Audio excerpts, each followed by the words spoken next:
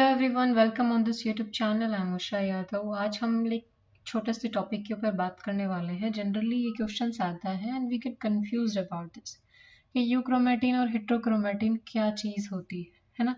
जब भी आप एक यूकैरियोटिक सेल की बात करते हो, आपने पढ़ा हुआ है कि जो यूकैरियोटिक सेल्स होती हैं उनके अंदर मेम्ब्रेन बाउंड सेल्यूलर ऑर्गनली होते हैं। ठीक है, मेम्ब्रेन बाउंड सेलुलर ऑर्गनली होते हैं। उन्हीं एक सेलुलर ऑर्गनली में हमारे पास सेंटर में प्रेजेंट होगा, दैट इज न्यूक्लियस। न्यूक्लियस को कहा जाता है एक यूकैरियोटिक सेल का ये हेड ऑफिस होता है। हेड ऑफिस यानी कि जहां से हम लोग कह सकते हैं पूरी सेल कंट्रोल होती है। कंट्रोल इन द सेंस क्योंकि न्यूक्लियस के अंदर प्रेजेंट होता है जेनेटिक मटेरियल। ये जेनेटिक मटेरियल डिपेंड कि आपकी सेल कौन सी है, हो सकता है डीएनए या फिर आरएनए। ठीक है, ये सारी बेसिक चीजें ऑलरेडी आपको पता है। ये जेनेटिक मटेरियल से ही अगर हम सेंट्रल डॉग्मा की बात करें, डीएनए हमारे पास है, उसका रेप्लिकेट होके इसकी कॉपीज बनती है। ठीक है, एंड देन ट्रांसक्रिप्ट होके आरएनए बनता है और उस आरएनए से बनता है प्रोटीन। ये हम सबको मालूम है और इसी फिनोमेना को हम सेंट्रल डॉग्मा भी कहते हैं। ठीक है, तो हम कह सकते हैं कि सेल के अंदर जो फंक्शंस होते हैं वो प्रोटीन परफॉर्म करता है, राइट। और प्रोटीन कौन सा बनेगा वो जेनेटिक मटेरियल के ऊपर डिपेंड करता है ना। तो यूकैरियोटिक सेल्स जो होती हैं ये हाईली एडवांस स्ट्रक्चर कह सकते हो या कह सकते हैं कि एक तरीके से कॉम्प्लेक्स स्ट्रक्चर होता है।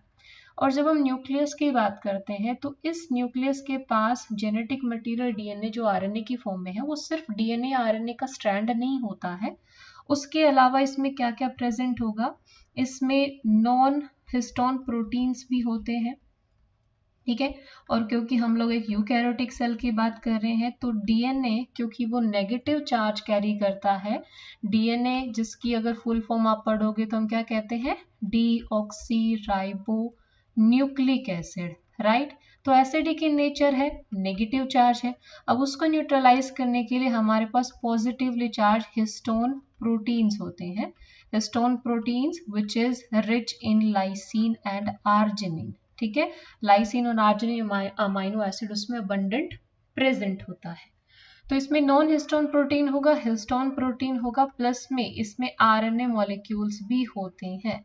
तो अगर आपसे कोई पूछे कि न्यूक्लियस के अंदर जेनेटिक मटेरियल के साथ साथ क्या क्या होता है, तो non histone protein, histone protein और आरएनए मॉलिक्यूल ये प्रेजेंट होते हैं बिसाइड्स द डीएनए। ठीक है, ओके, तो ये तो बात हो गई कि न्यूक्लियस में क्या है। अब हम कहते हैं कि भी डीएनए हमारा कैसे अरेंज होता है। तो हमें पता है, अगर हम यहाँ से कहें कि डीएनए की जब हम बात करेंगे, हम कहते हैं कि डीएनए के अंदर जेनेटिक मटेरियल है और जनरली हम उसे क्रोमोसोम या फिर आप क्रोमैटिन लिखा हुआ देखेंगे। ठीक है, क्रोमोसोम हमारा मोर कंडेंस फॉर्म होता है, क्रोमैटिन जो नॉर्मली हम कहते हैं, तो क्रोमोसोम या क्रोमैटिन उसके अंदर प्रेजेंट है। अब एक जो क्रोमोसोम होता है उसके अंदर प्रेजेंट होते हैं कुछ रीजन्स। ठीक है, और इन रीजन्स के अंदर भी अगर हम देखें तो प्रेजेंट होते हैं बैंड, है ना, जिसमें आप पढ़ते हो दो तरीके के बैंड, एक होते हैं लाइट बैंड और दूसरे होते हैं डार्क बैंड। अगर आप किसी क्रोमोसोम का स्टेन करते हो तो आपको दो तरीके के बैंड वहां पर नजर आएंगे, लाइट बैंड और डार्क बैंड।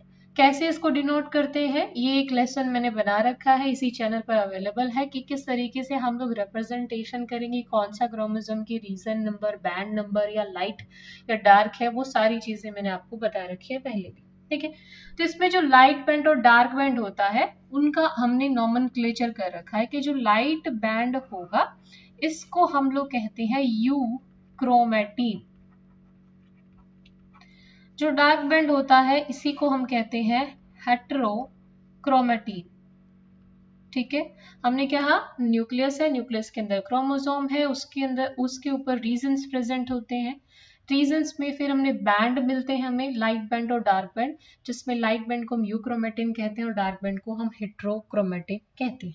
अब यूक्रोमेटिन और हेट्रोक्रोमेटिन जो रीजन्स हैं इनके बीच में डिफरेंस क्या है ये हम यहाँ से समझते हैं। ठीक है, क्या डिफरेंस होगा, मान लीजिए एक साइड में ले लेती हूँ कि हमारे क्रोमोसोम पे लाइट बैंड आया एंड दैट इज यूक्रोमेटिन, दूसरा है हमारे पर हेट्रोक्रोमेटिन।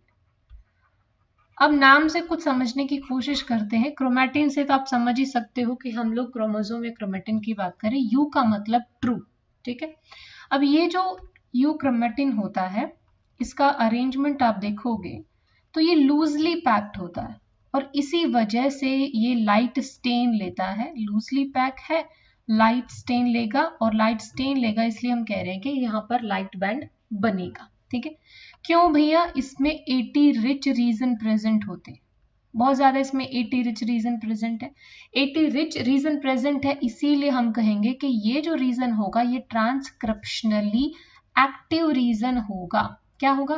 ट्रांसक्रिप्शनली एक्टिव रीजन होगा।